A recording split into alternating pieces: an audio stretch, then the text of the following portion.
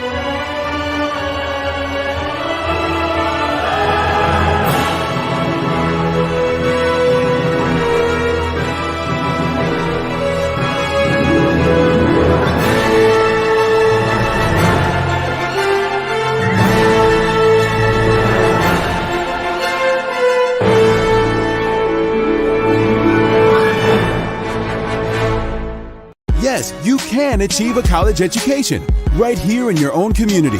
Harcum College's ACE program at the Deliverance Evangelistic Church offers associate degree programs that can help you land a good job and improve your quality of life.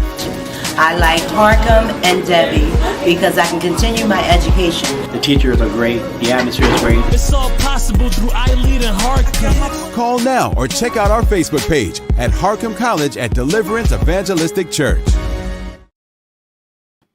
Hello, everybody. This is David Evans from Pick TV Network, and we are so happy for all of you watching our shows and programs around the world. It is Hello America time. That's right. Hello America is here, and we are so happy today to beam it in from Washington, D.C. all the way to Chicago. My co-host is here with me today, who's taking the driver's seat once again. Brother O, how you doing, man? I'm doing well. How you doing, Dr. Evans? How's Chicago over there, man? How's Chicago weather, man? It was real nice, man, for this time of the year, and then all of a sudden, like sometime today, it just got kind of chilly, man. So, it's right now it's chilly, but it was pretty good considering that we had that storm, and we were able to bounce. We had that storm, like what was it, maybe a week and a half, 2 weeks ago. But anyway, but anyway, we bounced back from that, had some pretty nice weather for this time of the year, and then it got kind of chilly today. So I don't know what it's going to look like for the rest of the week. Oh, man. Yeah, but we just take one day at a time. It's time for Hello America, America's favorite show from Washington, D.C. all the way to Chicago. Let's get right into it, man. You got a special guest on tonight that you're going to introduce the world to and interview him. So let's bring him in and let's get down to business. Yes. So today I have a special guest with me, and he'll tell you about himself. But his name is Ken LaRue, and he will tell you about Truth HD and all the work that he's been doing. So, brother Ken, how you doing today? I'm good, brother Orion. It's a pleasure to be on the air with you, man. And your co-host, man, I thank you all for helping me get my mic and my camera and everything set up and everything like that. And more than that, Brother Ryan, I thank you for helping me out with True High Definition. We've actually gained a lot more followers and subscribers since you've been with us too. So I appreciate you for that too, man. Oh, definitely, man. It's my honor and my pleasure, and we'll talk a little bit about that. But let's just talk about you right now. Give us, your background. Tell us, a little bit about your upbringing and some of the things that you've done up to this point. Well, man, so many things. I only got like 12%, so I definitely can't go into all of it. But I'll just say, with as far as Truth High Definition is concerned, it's definitely a blessing. It's a piece of jewelry, I feel like, from God. I do not take it lightly. I feel like it is a privilege and an honor to actually carry the torch, and I mean that from the bottom of my heart. And I do so very proudly, and I feel aggressively, and no matter what, circumstances may come, clients come, people go, but we're moving forward, and that's the determination that Harold Davis had in it, and that's the determination that I'm going to keep in it. Just to give you a little background about me and Brother Harold Davis, I was an engineer at WBGX 1570 on the AM dial for almost roughly 10 years, since I was 19 until I was about almost 28 years old. I was Harold Davis's engineer there. And before then, I was an artist. I was a singer and a songwriter, and I was promoting I still think it's one of my greatest songs to this day, even though ain't nobody playing on the radio. It's called Rescue You. And so I felt like it was the crossover song between gospel and R&B. And so I was going to the R&B station and the gospel stations. And honorary, one of the greatest engineers and disc jockeys in Chicago, Tom Joyner actually was just at his birthday party about 2 months ago. Dr. PJ Willis. PJ Willis is the one who trained me. He asked me what I was doing. I told him I was a telephone engineer. Besides singing and writing, I was a telephone engineer downtown at a place called NORC. And he said, man, you want to learn radio? I'm like, yeah. He said, well, it's going, you know what I'm saying? I'll give you some here and there, but it'll be almost, you have to do it because you want to do it, because there wasn't no money involved. The white man didn't offer me the internship. PJ Willis had just saw something in me and offered it to me, and I obliged. And I must have did pretty damn good that summer, because in the fall, when it was time for me to go back to NORC, I did go back. And Tim Gallagher, the white man, the owner of the radio station, he gave me a call, and he said, Brother Ken, come on down to the station. I came on down, man. He said, how would you feel about working at the radio station? I'm like, man, it'd be a blessing. He said, hey, now I'm calling you because all of my clients, they like, where's this young dude who did our commercials? Where's Ken that who produced our show? I want him to produce my show. I want him to do my commercial. He said, I tried to tell you it was only a summer intern. He said, they still want you. So he said, what would you think about, working part-time? At first it was like, almost like, yeah, he's not going to be alone. I'm pretty sure Tim had thought. And it became,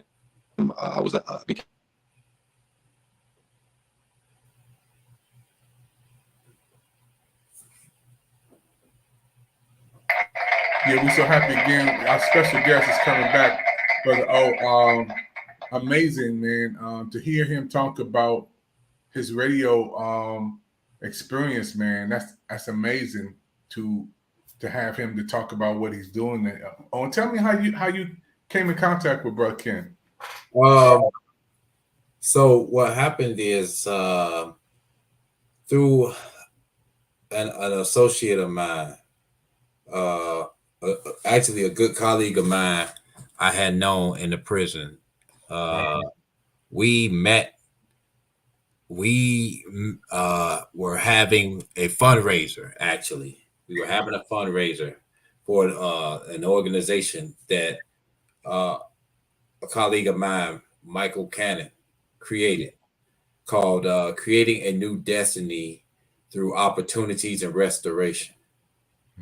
And while we were coming together, putting together the crew for the fundraiser,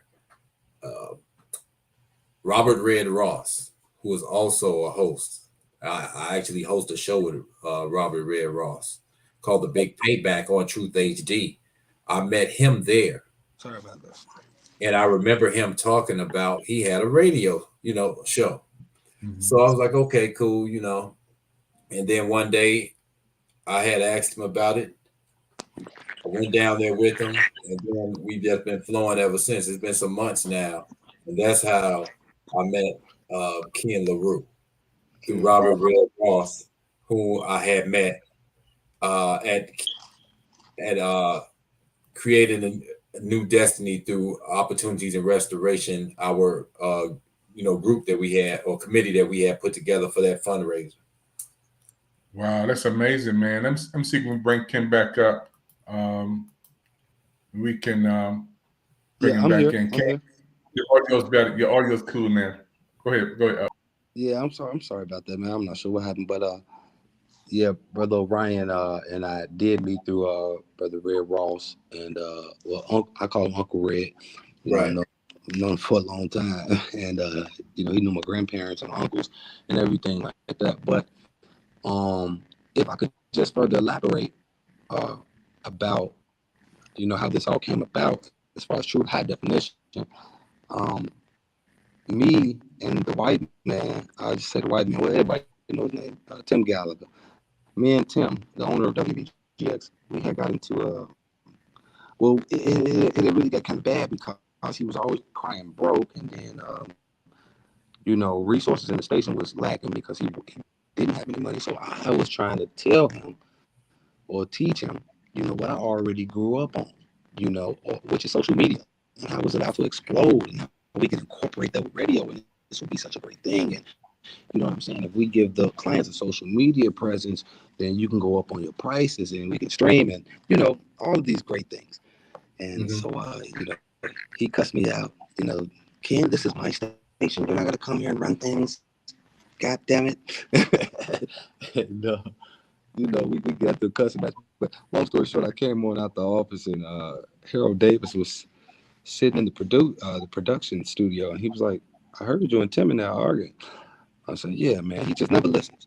And he said, "Can you really do all that you said you can do?" I said, "Harold, I can build it. I mean, there's nothing to it. It's just to do it." He said, "I'm gonna buy a building, and I want you to build it." He bought the building. Myself, older gentleman, he about 5-10 years older than me, named Will Colquitt, and Robert Taylor. Robert Taylor, I trained in radio, and he older than me, and I trained him, but great engineer. But we all came together and built True High Definition, and we moved probably like 3 or 4 times since then, and every time after that, I built it by myself.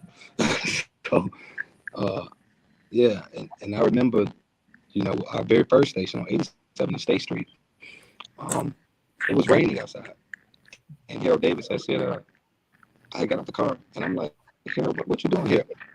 Outside in the rain, man, get on in there." He said, Yeah, man. But are we going to go to a commercial break, and we'll come right back, and we want Ken to keep part 2 of his conversation study. Okay. A lot of people still excited about the big names he's naming, man, in the industry. We'll be right back after this.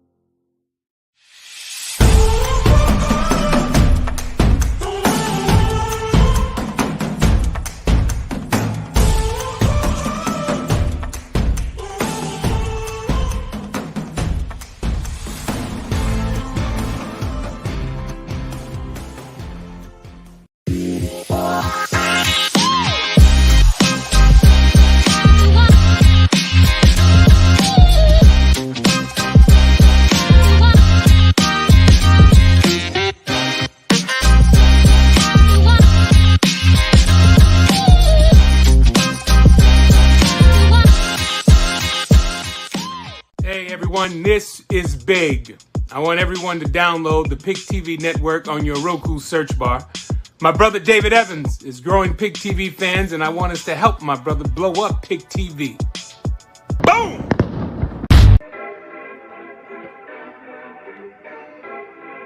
Hey! Hey! Hey! Hey! Hey! It's Kid from Kid and Play. Hey, everybody. This is your man, the KID. And this is big. I want everyone to download the PIC TV, P-I-C, PIC TV network on your Roku search bar. Okay? My brother David Evans is growing PIC TV fans, and I want us to help my brother reach millions of followers. Millions. Click and play www.thepictvnetwork.com. That's www.thepictvnetwork.com. Come on now. Expand your mind. Expand your life. Huh? PIC TV Network. KID. Come on. Let your mind have a house party. Let go.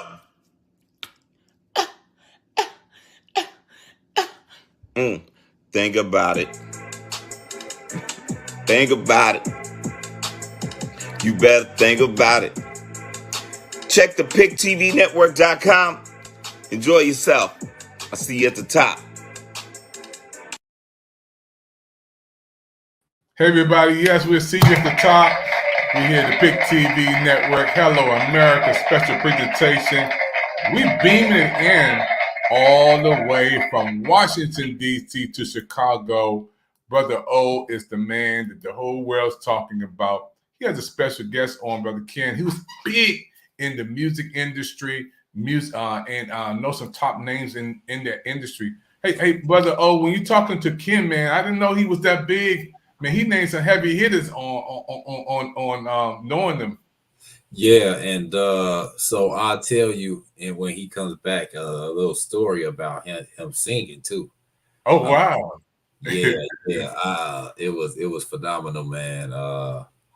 Still, you know, as he was talking about that, it just made me think about the event that we had and how he it was electrifying, man, and he shocked a lot of people with what he did. Yeah, I know he was having a little technical audio difficulty on his cell phone or the interview, but we're gonna get him back up. Man, it's amazing. Oh, when you have these guests on, man, I don't know how you do it, man. You got the rabbit out the hat, man. You got so many things that you bring on, man. These quality people who are big in the industry, man. We just had the brother on the other day and the sister on the other day, man. I want to commend you for just helping us to kick off 2023 in a big way. I think Kenneth, he's going to come back up in a little bit. But just tell me a little bit more about Ken, man, and that the people he know is big. Yeah. And I definitely would want him to tell you more about Truth HD and what the station stands for, since he's been there for such a long time, much longer than I have. I've just become a recent contributor, but I can attest to some of the people that work there, especially Robert Red Ross, my co-host on the Big Payback. Wow. And just their dedication. And I think Mr. Ross has been in the industry for a while, dealing with radio for a long time as well. But there's the dedication to the cause, to the mission, and trying to get the truth out, trying to awaken people awareness out here and get people to thinking, not trying to tell them what to think, but just really trying to stimulate their minds so that they can begin to go and search for themselves what the truth is. And I can appreciate a platform such as Truth HD because I'm a truth seeker. And I always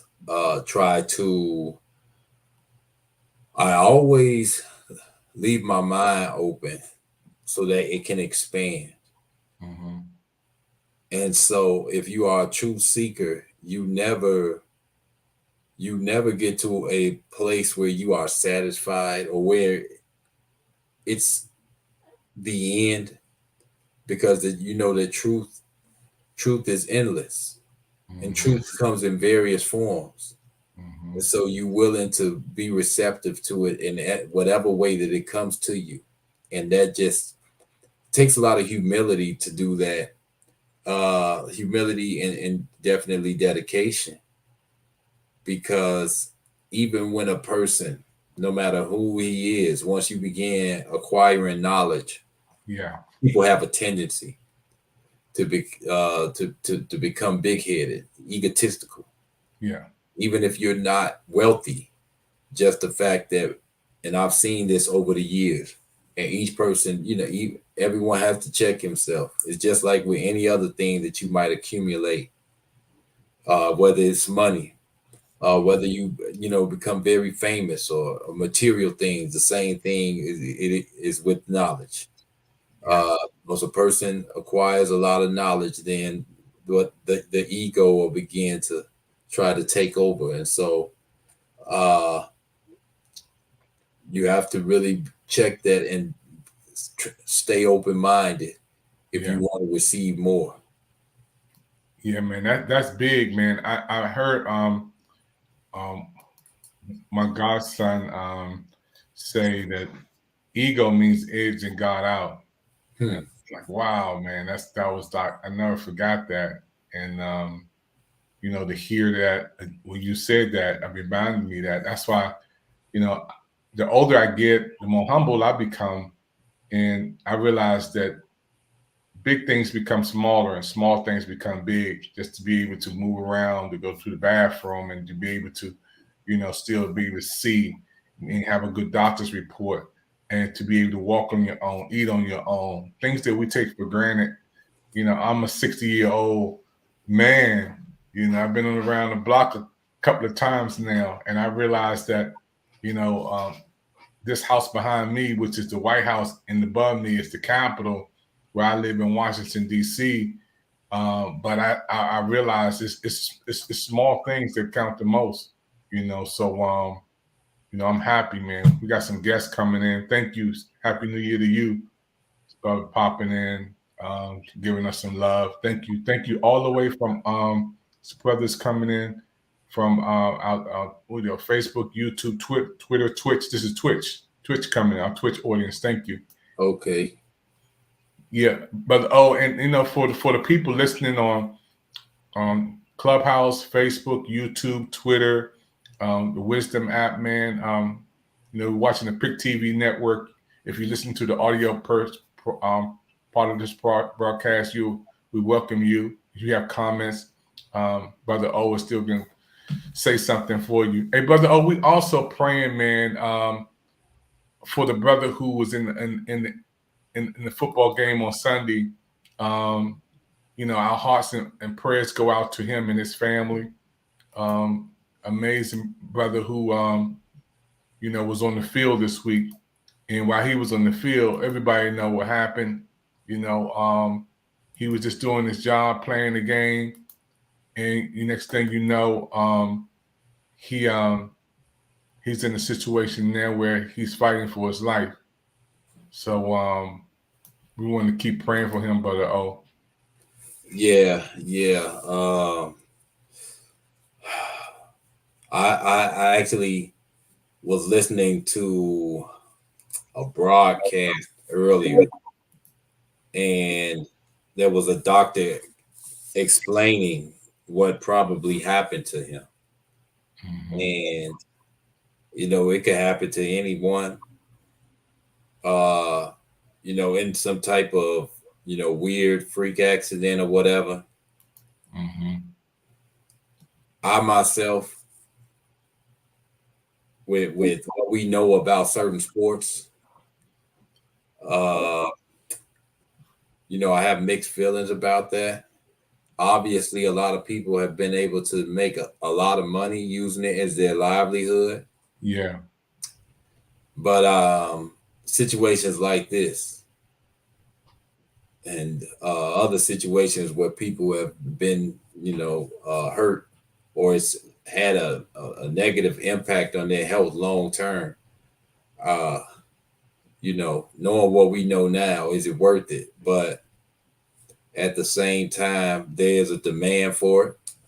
A lot of people like to watch it. There's a lot of money behind it. So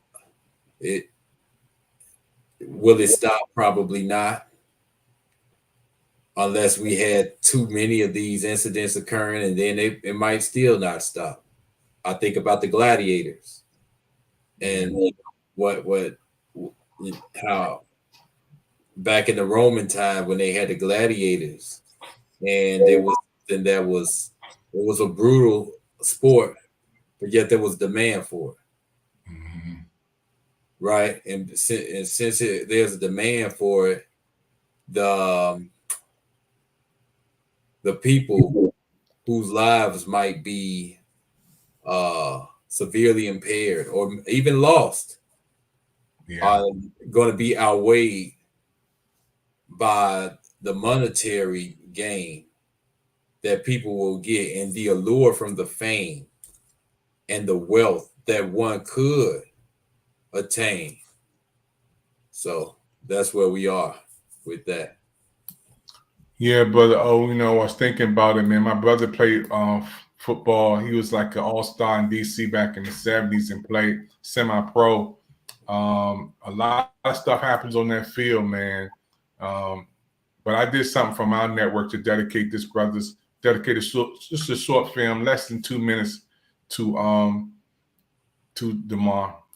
This short film is dedicated to Lamar Hamlin, who is a man of faith, and the whole world is praying for him to receive a miracle, and we believe God is going to do it.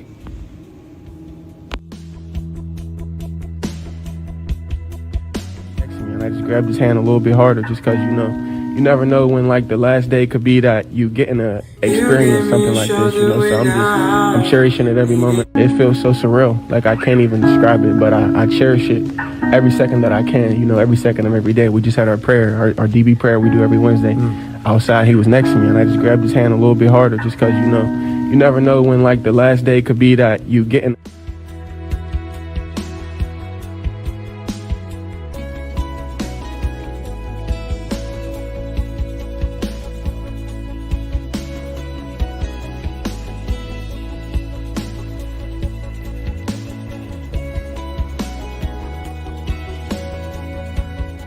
I'm cherishing it every moment I can.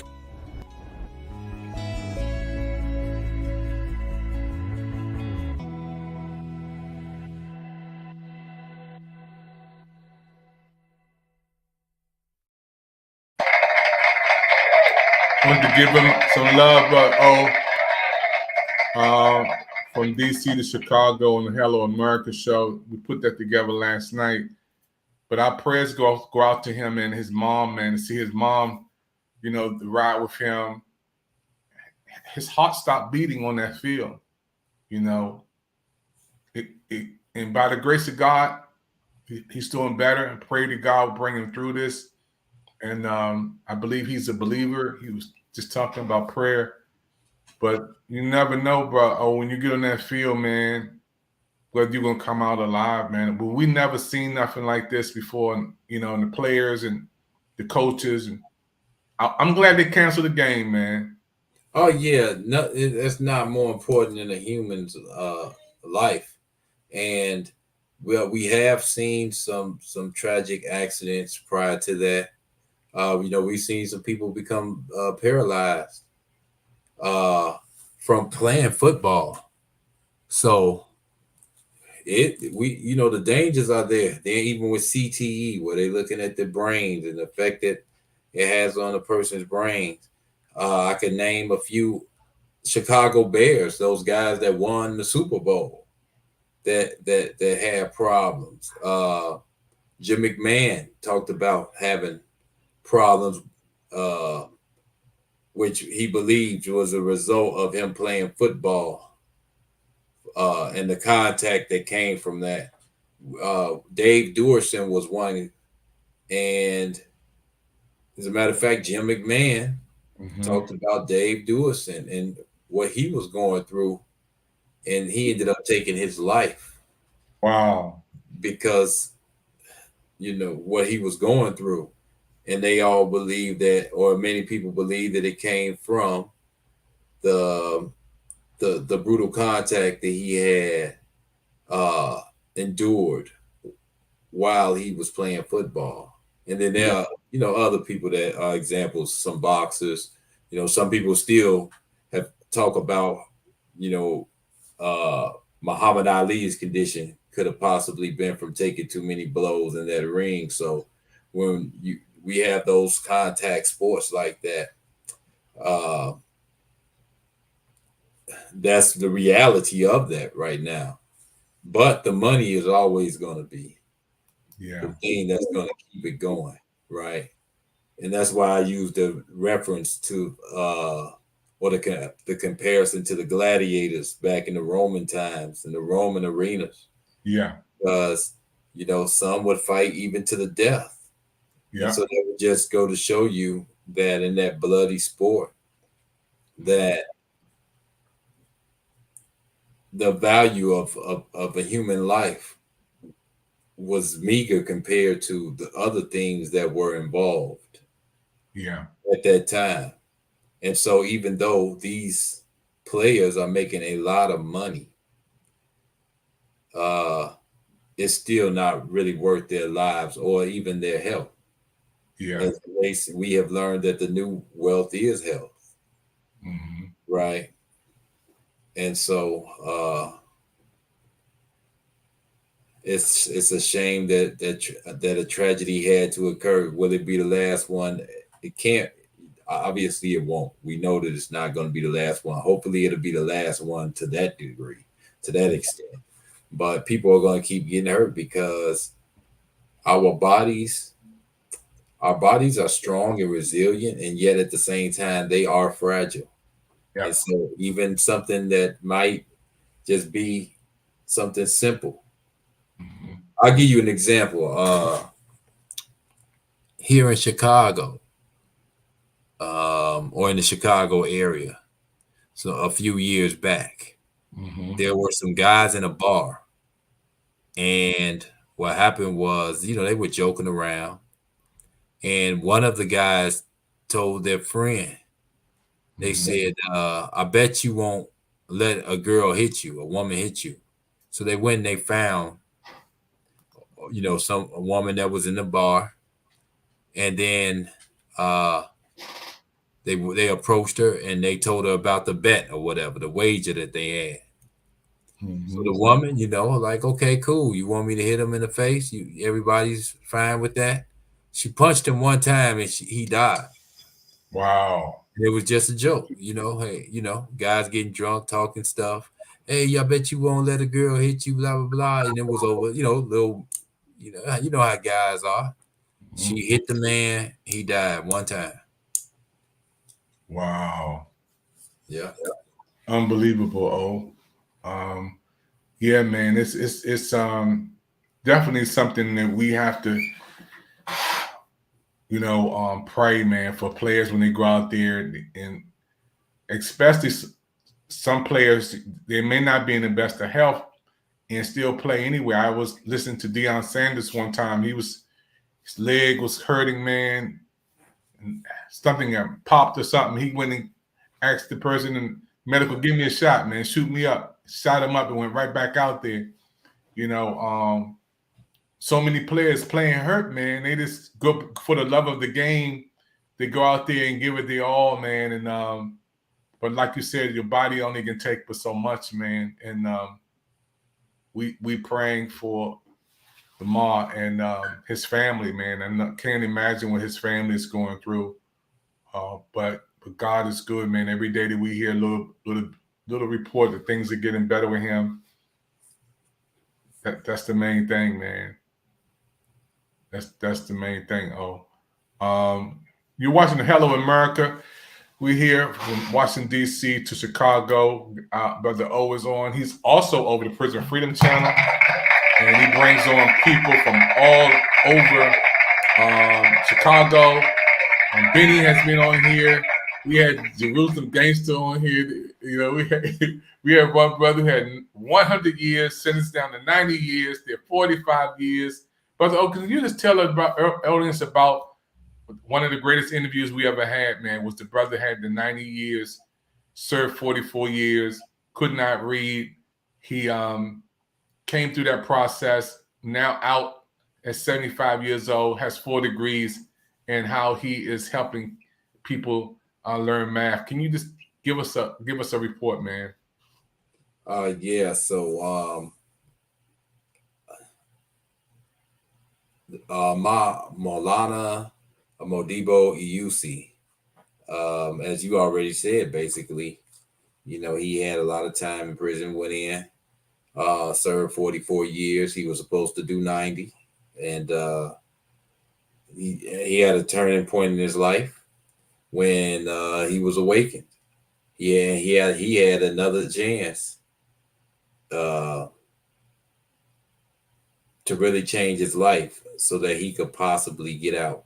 And he was rewarded with having his liberty again, because it wasn't guaranteed that he was going to get out. And then with the mindset that he had, it was more likely that he would not get out.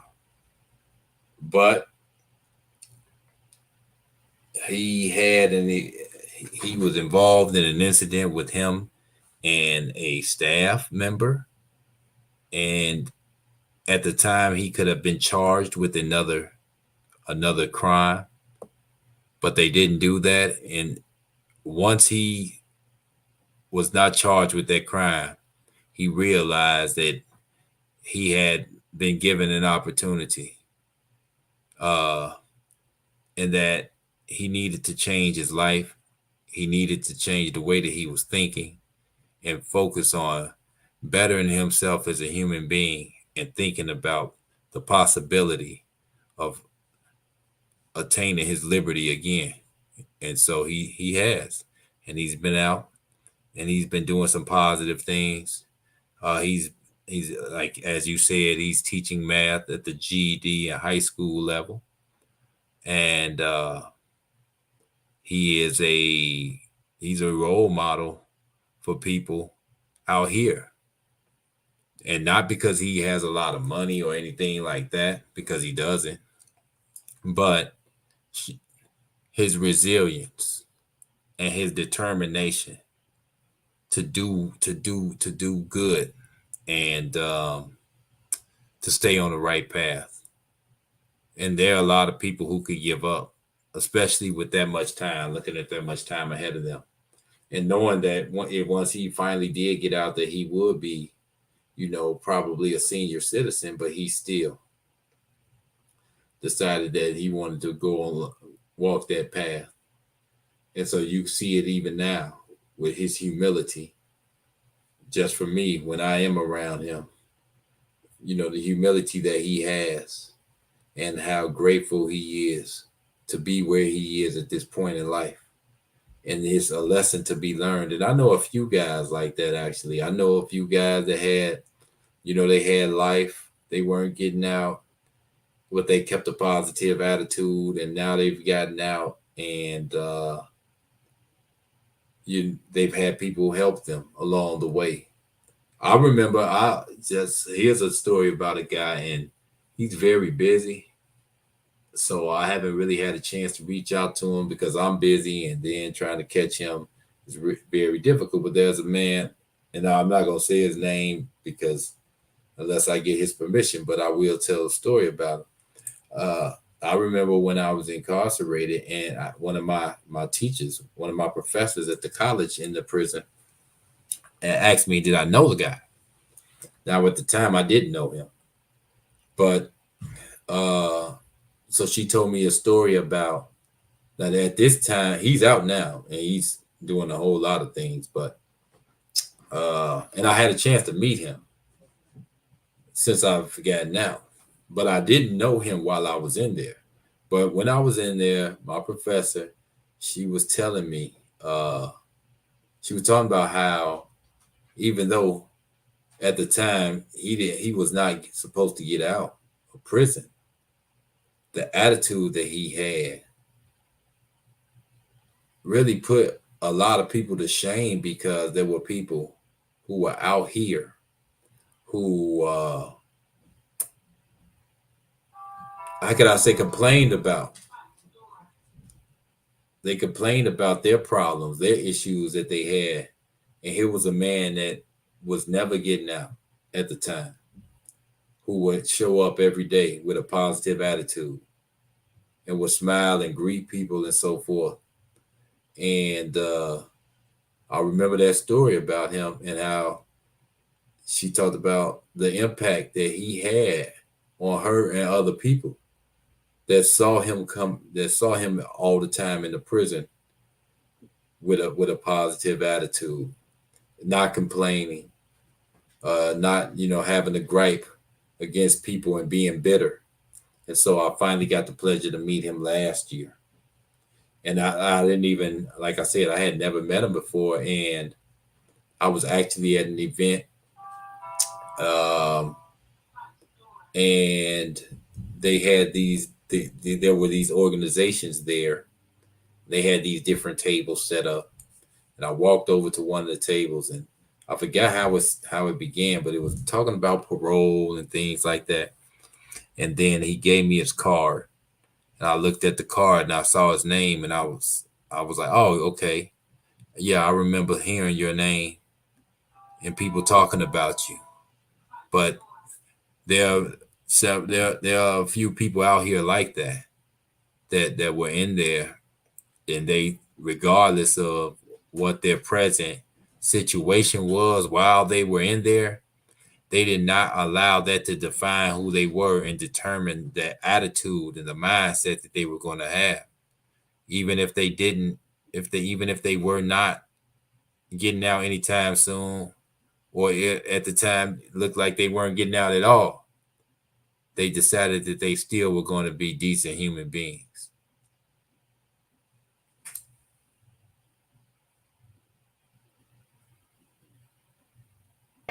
That's amazing, Brother O.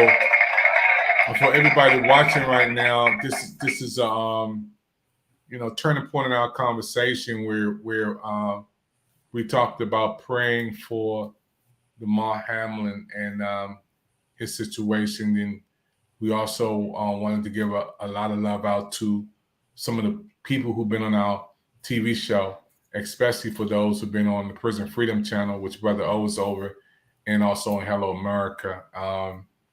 It's a blessing to have a network and a television show where we can air and not be censored, not be cut out, not to be edited out, and we can have the freedom to speak about situations and about our current problems and situations in our world today. And I'm so happy to beam this from Washington, D.C. all the way to Chicago.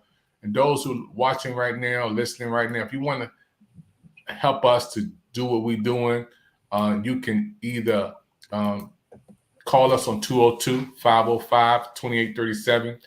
That's if you want to be on the Prison Freedom Channel or the Prison Freedom Show or Hello America with us on PIC TV Network. Or those who are watching right now, if you scan the QR code, we're going to have you to be a part of what we're doing. You can be a part of our chatting audience. You can be a part of our virtual audience. You can be a part of coming on PIC TV Network. And our network is your network. Right above Brother O is that QR code. You can scan that. Or for those who are listening from social media platforms, Brother O, they can be a part of our contribution and helping us with our donations too. At watchpictv.com. Watchpictv.com. It'll show you all the ways that you can make a donation to give towards helping us on the PIC TV network. And I thank you in advance for those who are supporting us and what we're doing. But I want to talk about, the problems that we see on Skid Row there. I've shown you some pictures there, brother. Oh, this is Washington, D.C. This is Skid Row, California, brother. Oh, there's so many people who are homeless. And brother, they're on the street right now while we be in our comfort places of home. We still have a big problem, but and how can we help by giving somebody an opportunity to get some food? And you understand, brother, because you used to work at a homeless place, brother O, and talk about the needs and how everyday people can give a coat or blanket or bring something down there to the shelter, shoes or something like that, Brother O, to help some of the brothers and sisters in need.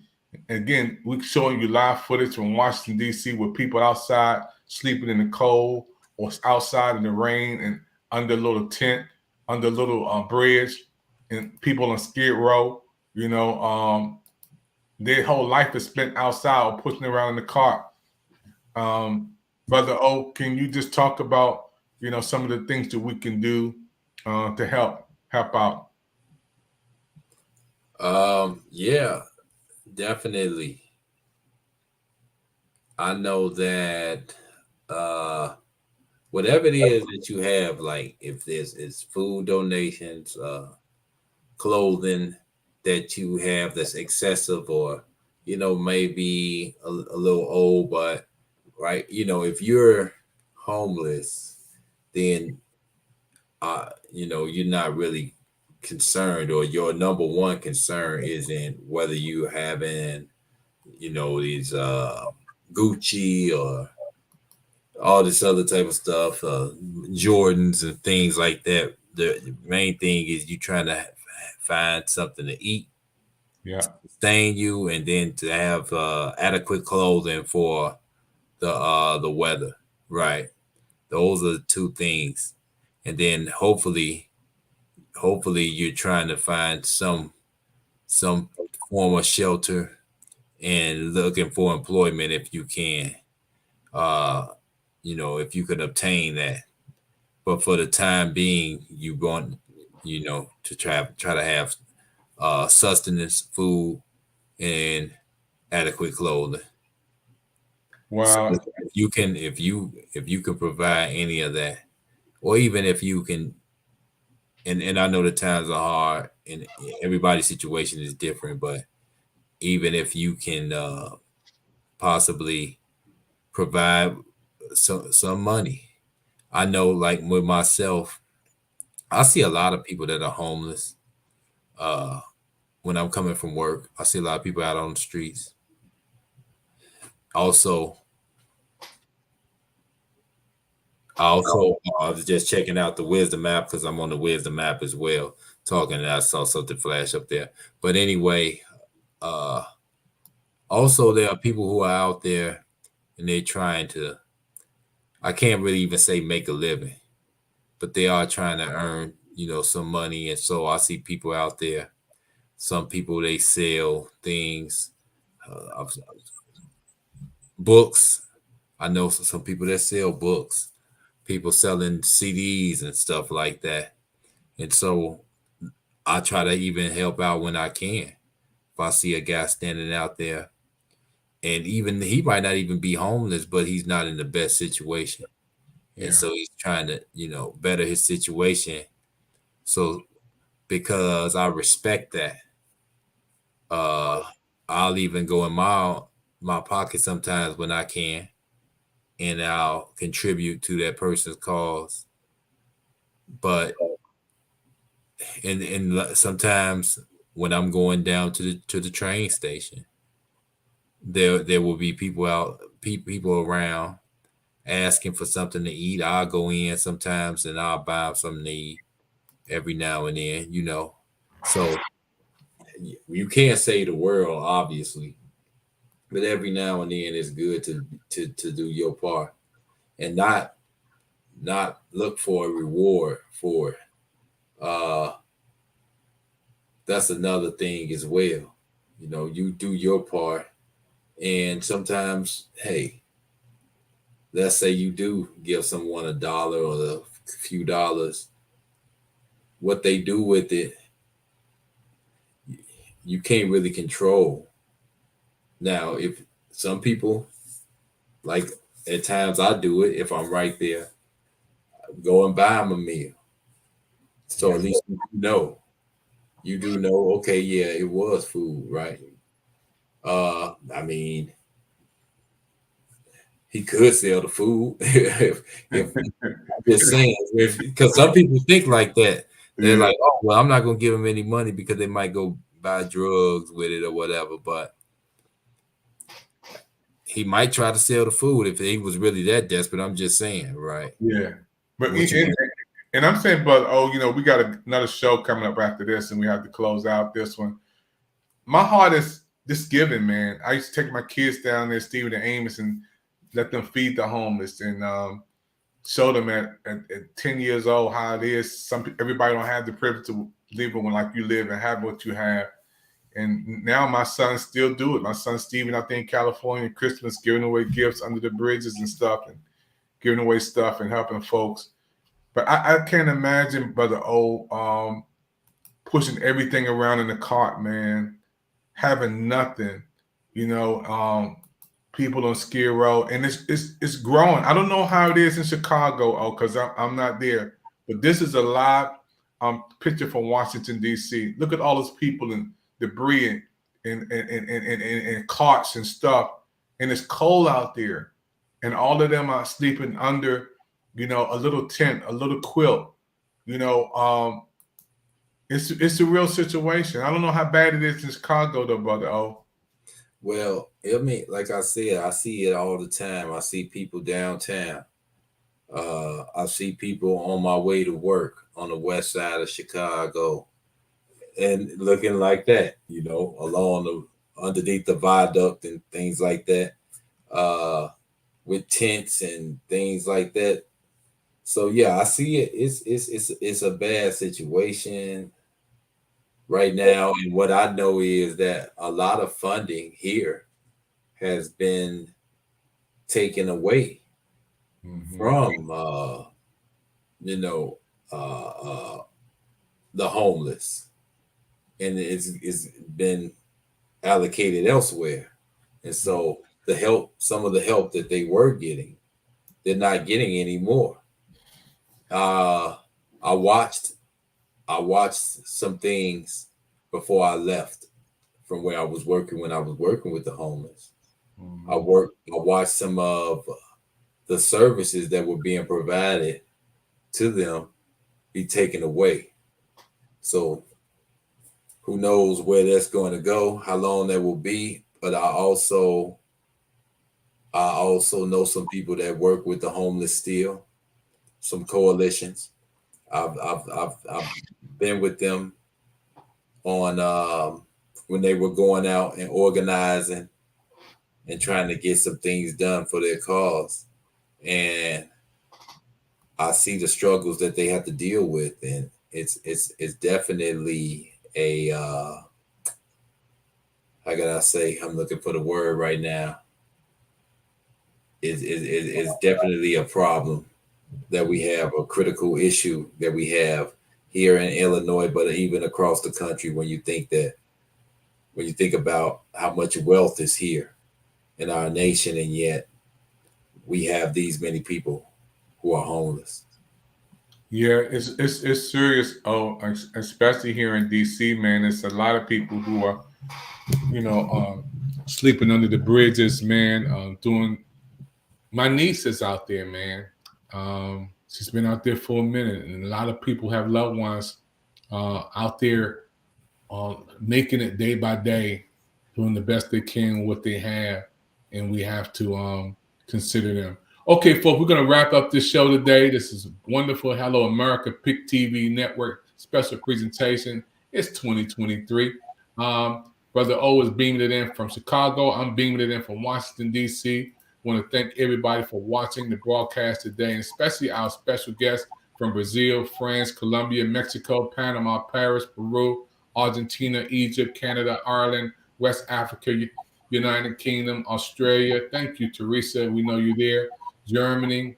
Thank you, Freddie. Thank you, in the United States. Everybody watching the PIC TV network through Roku. We are on all these devices with interpreters.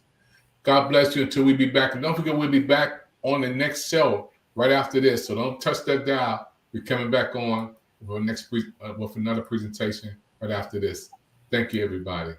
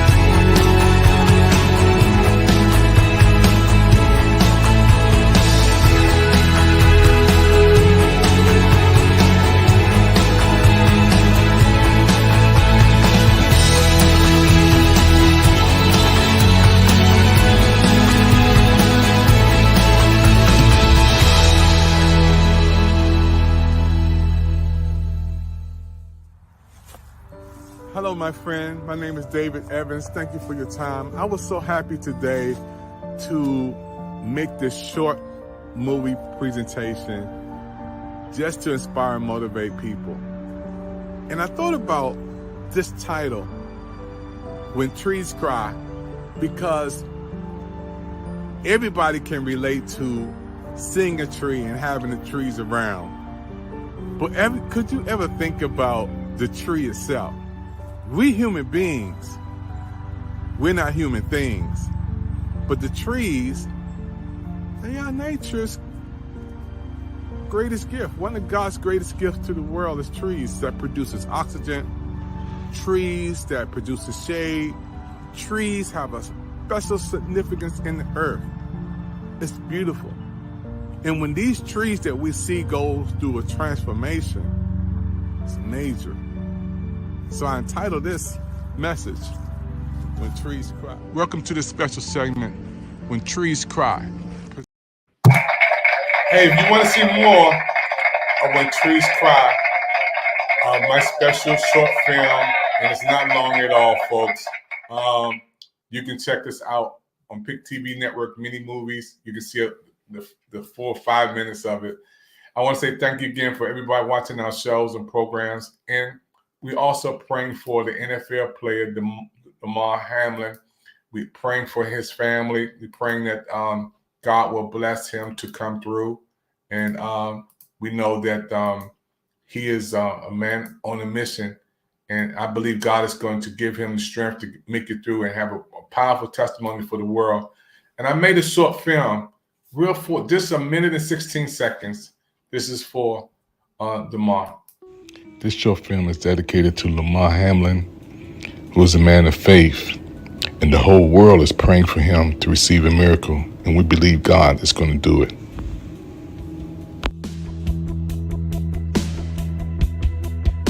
And I just grabbed his hand a little bit harder just because, you never know when like the last day could be that you getting to experience something like this, so I'm cherishing it every moment. It feels so surreal, like I can't even describe it, but I cherish it every second that I can, every second of every day. We just had our prayer, our DB prayer we do every Wednesday. Outside, he was next to me, and I just grabbed his hand a little bit harder just because, you never know when like the last day could be that you getting.